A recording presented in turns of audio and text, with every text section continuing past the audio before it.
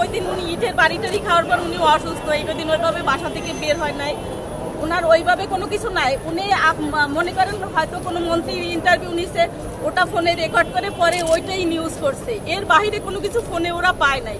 কিন্তু ওরা বলছে সকাল 10টায় আপনি ডিবি অফিসের সামনে বসে থাকবেন, ওখানে আপনার সাথে দেখা হবে, ওইখানে কথা বলবো। পরে আমি বলছি যে আপনারা ডিবি পরিচয় যখন আসছেন তাহলে আপনারা আমার শুধু আমি পুলিশের গাড়ির ছবিটাই একটু নেই। আমাকে এমন এমন এমন বাজে কথা বলছে, আমি কি বলবো বলতে পারছি না। আচ্ছা, তাকে কেন ধরা হয়েছে তারা কি বলছে? তারা বলছে যে কোনো সমস্যা নাই, আপনার শুধু মোবাইলটা একটু চেক করবো, আপনাকে সকালেই ছেড়ে দিব।